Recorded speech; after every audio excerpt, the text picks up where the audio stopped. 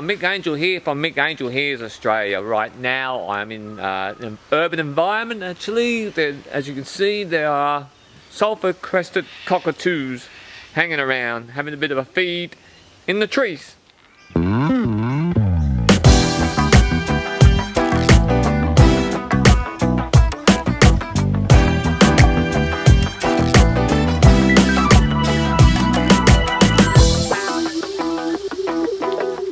These cockatoos that you see are not pets.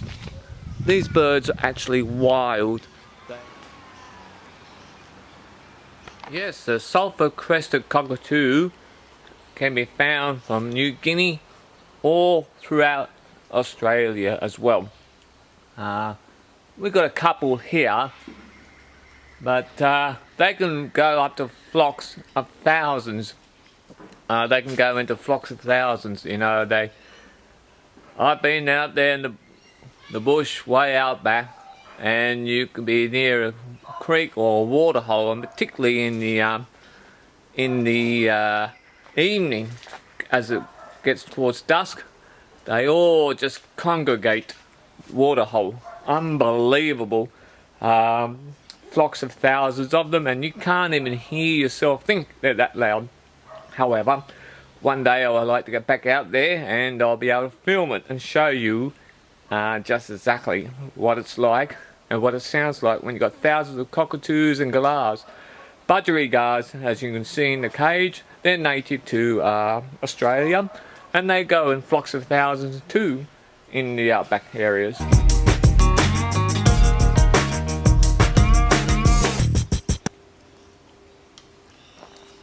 They feed on these nuts here. Is what the cockatoos are feeding on. The seed pods of these particular pine tree. They get in there and they crack it open. They crack it open with their beaks. They've got very powerful beaks. Trust me, I know. I got bitten by one many years ago. Hey, they can bite, the cockatoos.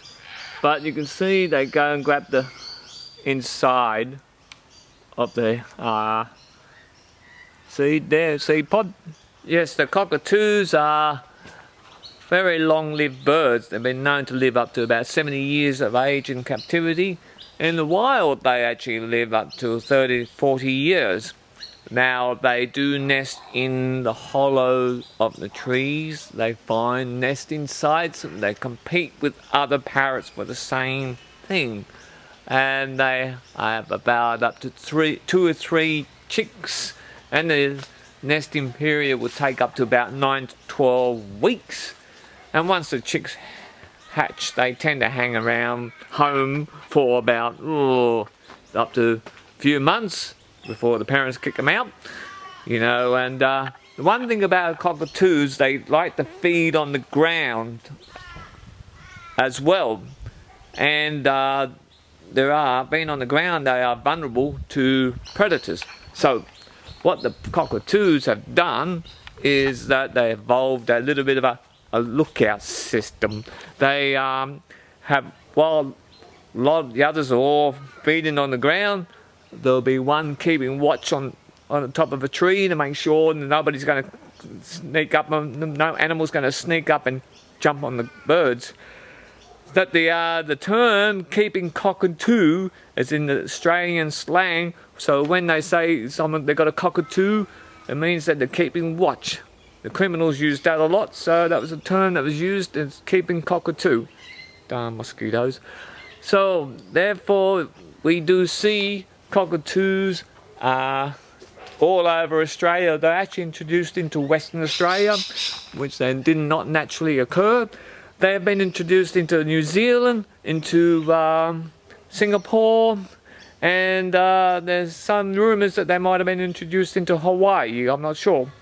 But the one thing about the cockatoo is that there's so many of them, and I mean lots of them, that they're considered pests, because they are very destructive birds. As people who keep them, they can chew anything. And yeah, so But they are, one thing about living in Sydney is that we have a very, and it's not just Sydney, but in Australia, there's a very rich variety of bird life. Parrots, just even in the suburbs, even in the city CBDs, you'll see these birds flying around. So if you live in Australia, we tend to take it for granted, and if you're a visitor, I can assure you, you will see these birds. It's just a normal everyday thing to see these cockatoos, the galahs and the lorikeets, the rosellas, and the rosellas, well yes, and the lorikeets would tend to, they'll jump on your hand to have a feed. Cockatoos not so much. So this is Mick Angel here for Mick Angel Here's Australia.